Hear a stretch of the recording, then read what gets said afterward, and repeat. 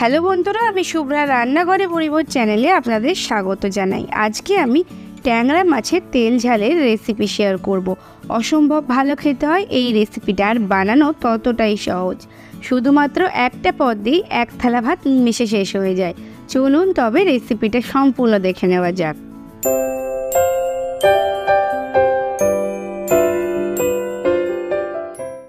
ট্যাংরা মাছের তেল ঝাল বানানোর জন্য এখানে আমি 300 গ্রাম ছোট সাইজের ট্যাংরা মাছ নিয়েছি। ভালো করে কেটে বেছে ধুয়ে নিয়েছি, আর তাতে দিয়ে দিলাম সামান্য পরিমাণে 1 চা চামচের 3 ভাগের 1 ভাগ লবণ আর 1 চা চামচের 3 ভাগের 1 ভাগ হলুদ। লবণ আর হলুদটাকে মাছের সাথে ভালো করে মাখিয়ে নিয়ে এটাকে রেখে দেবো 10 থেকে 20 মিনিট মতো। এতে করে মাছের মধ্যে খুব ভালোভাবে লবণটা ঢুকে যাবে। এরপর কড়াই বসিয়ে দিয়েছি। কড়াইটা খুব ভালো করে গরম করে নিয়ে তারপর দিয়ে দিলাম 4 টেবিল চামচ পরিমাণে সর্ষের তেল। এখানে কিন্তু আমি ট্যাংরা মাছের মধ্যে 1 চা চামচ পরিমাণে সর্ষের তেল দিয়ে মাখিয়ে নিচ্ছি, এতে করে মাছটা যখন তেলের মধ্যে দেব তখন ফাটবে না। এরপর তেলটা খুব ভালো করে গরম করে নিয়েছি, আর এরপর তেলের মধ্যে একে একে আমি মাছগুলো দিয়ে দেব। তেল খুব ভালো করে গরম করে নিয়ে তারপরে মাছগুলো ভাজতে হবে, নাহলে কিন্তু মাছগুলো ভেঙে যাবে আর কড়াইয়ের গায়ে লেগে যাবে। মাছগুলো দিয়ে বেশি নাড়াচাড়া করব না, 3 থেকে 4 মিনিট ওয়েট করব।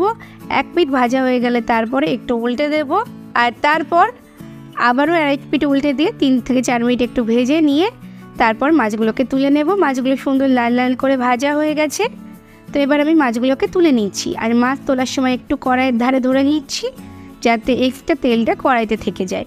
এইভাবেই আমি বাকি মাছগুলো ভেজে নিয়েছি। আমি 2 ব্যাচে মাছগুলো ভেজেছি। এরপর একটা বাটি নিয়ে নিয়েছি, তাতে নিয়ে নিয়েছি 1 চা চামচ লবণ, 1 চা চামচের 3 ভাগের 1 ভাগ হলুদ, 1/2 চা চামচ ধনে গুঁড়ো, 1/2 চা চামচ জিরে গুঁড়ো আর 1/2 চা চামচ কাশ্মীরি লঙ্কার গুঁড়ো। এতে কিন্তু ঝাল হয় না, শুধুমাত্র রঙের জন্য দিয়েছি।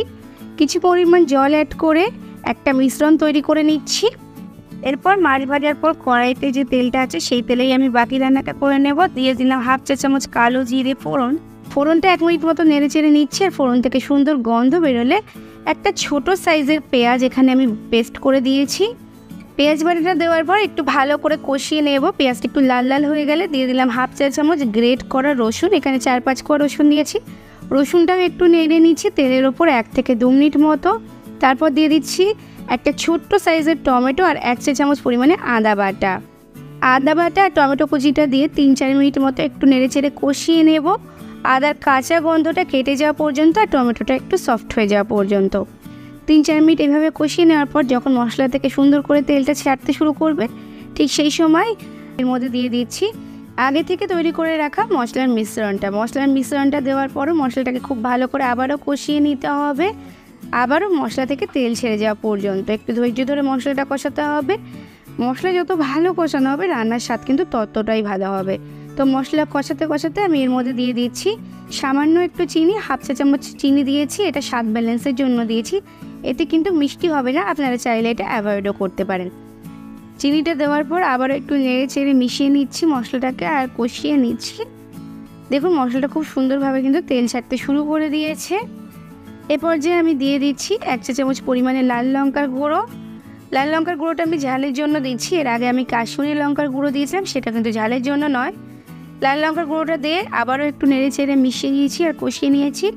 দেখুন মশলাটা খুব ভালোভাবে কষানো হয়ে গেছে, আর মশলা থেকে খুব ভালোভাবে তেল ছেড়ে দিয়েছি, আর মশলাটা কীরকম দলা দলা হয়ে গেছে। ঠিক এই পর্যায়ে এসে দিয়ে দিলাম 1 কাপ পরিমাণে গরম জল। আর গরম জল দেওয়ার পরেই কিন্তু জলটা ফুটতে শুরু করে দিয়েছি, যেহেতু আমি গরম জল ব্যবহার করেছি তাই ফুটতে খুব একটা বেশি সময় লাগেনি। এরপর একটু সমস্ত কিছু নেড়ে চেড়ে মিশিয়ে নিয়ে দিয়ে দিলাম মাছগুলো, ভেজে রাখা মাছগুলো দিয়ে আবার একটু নেড়ে চেড়ে মিশিয়ে নিচ্ছি। আমি পাশের গ্যাসে জলটা গরম করে নিয়েছিলাম। রান্নায় কিন্তু গরম জল ব্যবহার করলে রান্নার স্বাদ অনেক বেশি ভালো হয়। এরপর সমস্ত কিছু একটু নেড়ে চেড়ে মিশিয়ে নিয়েছি। যখন সমস্ত কিছু খুব ভালোভাবে ফুটতে শুরু করেছে তখন গ্যাসের ফ্লেমটা লোতে দিয়ে 5 মিনিট ঢাকা চাপা দিয়ে রান্না করে নিয়েছি। এতে মশলার ফ্লেভারগুলো খুব ভালোভাবে মাছের মধ্যে ঢুকে যাবে।